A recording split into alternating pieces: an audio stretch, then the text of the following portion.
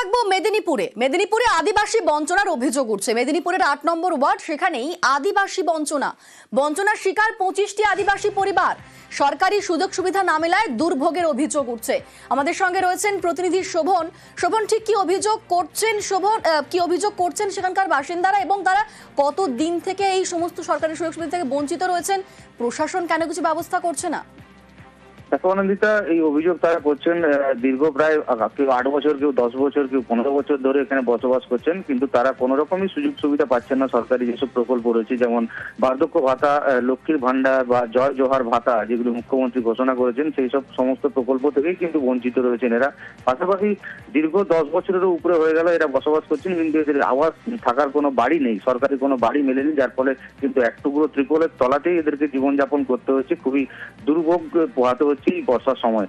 এবং বারবার তারা স্থানীয় প্রতিনিধি রয়েছেন, কাউন্সিলর এবং পৌরসভা, তাদেরকে জানিয়েও কোনো লাভ হয়নি বলেই অভিযোগ তাদের। যদিও পৌরসভার পক্ষ থেকে জানানো হয়েছে যে বিষয়টি তাদের নজরে এসেছে এবং যত দ্রুত সম্ভব তারা ব্যবস্থা নেবেন এবং খতিয়ে দেখে তাদের যা দরকার সেগুলি সরকারি প্রকল্পগুলির ব্যবস্থা করবেন তারা। বেশ, ধন্যবাদ শোভন। থাকছি না থাকলে কোথায় যাবো বলো? যাবার কোথায় আছে? যে ঘর বাড়ি আছে না, লোকের দ্বারা আমাদেরকে ঢুকতে দিবে।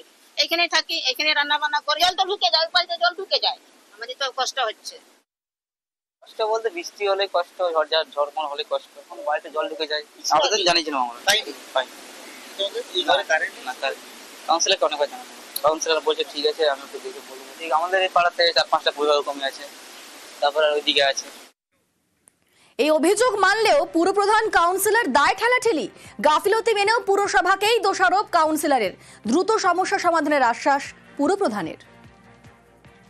আদিবাসী সম্প্রদায়ের মানুষরা এখনো পর্যন্ত কিছুটা হলেও নেগলেক্টেড আছে, কারণ যখন বর্ষার সময় আসে তাদের বাড়িগুলো ভেঙে গেছে, প্লাস বাড়ির মধ্যে জল ঢুকে গেছে, এই অসুবিধাটুকু আছে।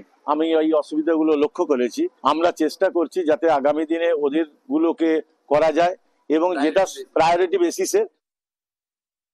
অবাক যে এখনো পর্যন্ত আমাদের পৌরসভার অধীনে এই ধরনের বাড়ি এরকম আমরা ভাবতে পারিনি যে এই অবস্থায় এই মানুষগুলো আছেন।